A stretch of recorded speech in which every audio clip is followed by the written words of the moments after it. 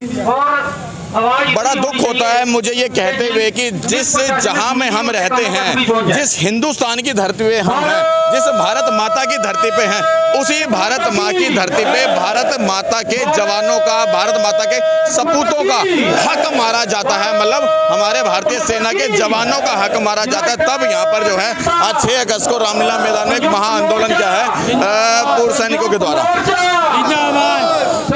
हिंदुस्तान की धरती पर हिंदुस्तान के जवानों का हक मारा गया है, किस तरह से रखेंगे अपनी बात? सबसे पहली बात, हम सबको संगठित होना है, संगठित तन मन धन से होना है।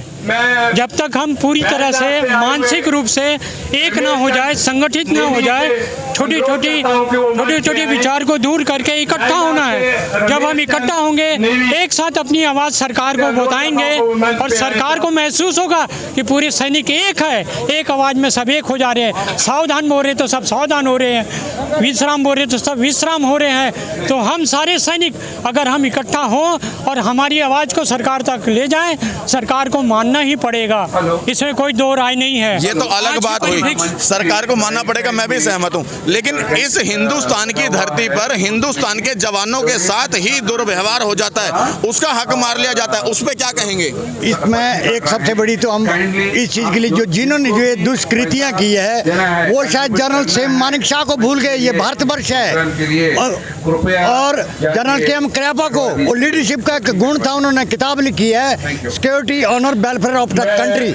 लेकिन ये जो कृतियाँ उन्होंने डाले उन्होंने सिर्फ पर्सनल किया। हम लोगों को यही सिखाया जाता है कि पहले सुरक्षा वेलफेयर देश का, उसके बाद ट्रूप्स का, उसके बाद अपना। लेकिन यहाँ क्या किया, उन लोगों ने अपना देखा लेकिन ट्रूप्स को भी छोड़ दिया, देश को भी छोड़ दिया।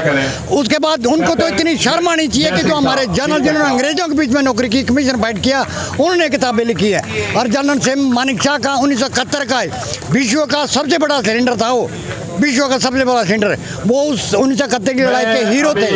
उनका एक इंटरव्यू मुझे याद आता है, जब वो पाकिस्तान के 93,000 सैनिकों को कैद करके यहाँ लाए और उनके भी उन्होंने इतना देख रेख की है, एक दिन उनका खाना चेक करने के लिए।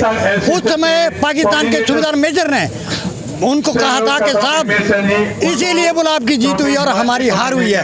हमारे अफसरों में ये क्वालिटी नहीं है। हमें आज दुख के साथ कहना पड़ रहा है, हम किसी का नाम नहीं ले रहे हैं, लेकिन उन्होंने किस तरह से हमारे साथ ये दुर्व्यवहार किया, इसका हमें बहुत दुख भी है, अफसोस है और शुक्रिया करते हैं कि उन्होंने हमें पूर्व सैनिकों को इकट्ठा करने का मौका भी दिया। धन्यवाद। जय हिंद, वंदे मातरम।